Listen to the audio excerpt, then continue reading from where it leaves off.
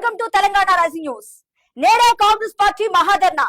రాష్ట్రంలో విద్య, ఉద్యోగాలు, స్థానిక సంస్థల ఎన్నికల్లో బీసీ రిజర్వేషన్లను 42% పెంచుతూ రాష్ట్ర ప్రభుత్వం మార్చి 17 అసెంబ్లీలో ఆమోదించి రాష్ట్రపతికి పంపిన బిల్లులకు వెంటనే ఆమోదం తెలపాలన్న డిమాండ్ తో కాంగ్రెస్ పార్టీ ఈ రోజు బుధవారం ఢిల్లీలోని జంతర్ మంతర్ లో భారీ ధర్నా తలపెట్టింది. ముఖ్యమంత్రి రేవంత్ రెడ్డి గారు, పిసిసి అధ్యక్షులు ఎమ్మెల్సీ మహేష్ కుమార్ గౌడ్ గారి ఆధ్వర్యంలో భారీ ఆందోళన కార్యక్రమాన్ని నిర్వహించున్నారు.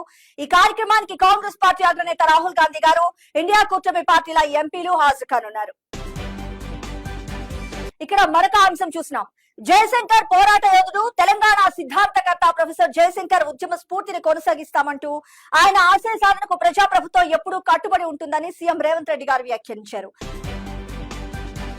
ఇక్కడ మరొక ముఖ్యమైన అంశం చూసినాం.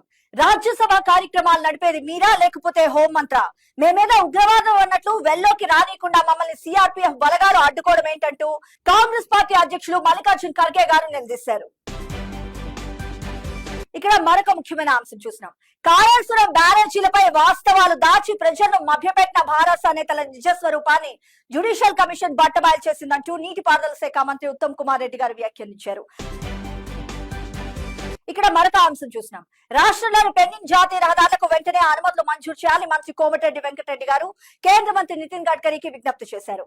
హైదరాబాద్ విజయవాడ రహదారిని మల్కాపూర్ నుంచి విజయవాడ వరకు 6 వరుసలుగా విస్తరించే పనులు వేగంగా చేపట్టాలంటూ కోరారు. ఇక్కడ మరొక అంశం చూసినాం. కాళేశ్వరం ప్రాజెక్టుపై అబద్దాలను నిజం చేయడానికి బీఆర్ఎస్ నేత మాజీ మంత్రి టి హరీష్ రావు ప్రయత్నిస్తున్నారని మంత్రి పొంగులేటి శ్రీనివాసరెడ్డి గారు పేర్కొన్నారు. ఇక్కడ మరొక అంశం చూసినాం. కాంగ్రెస్ పార్టీ మాటల సర్కార్ కాదు, చేతల ప్రభుత్వం అని మంత్రి దుద్దిళ్ల శ్రీధర్ బాబు గారు పేర్కొన్నారు. తాము ఇచ్చిన హామీలను ఒక్కొక్కటి అమలు చేస్తున్నామంటూ తెలిపారు. గత బీఆర్ఎస్ ప్రభుత్వంలో రేషన్ కార్డుల కోసం ప్రజలు చెప్పులు అరిగేలా తిరిగారంటూ విమర్శించారు. ఇక్కడ మరొక ముఖ్యమైన అంశం చూసినాం. రాష్ట్రంలో ఆగస్టు నెలలో యూరియా వినియోగం అధికంగా ఉంటుందని, దీన్ని దృష్టిలో ఉంచుకొని తగినంత సప్లై చేయాలని రాష్ట్ర వ్యవసాయ శాఖ మంత్రి తుమ్మల నాగేశ్వరరావు గారు కేంద్ర ప్రభుత్వాన్ని కోరారు. సరఫరాలో జాప్యం జరిగితే పంటల దిగుబడిపై తీవ్ర ప్రభావం పడే ప్రమాదం ఉందంటూ హెచ్చరించారు.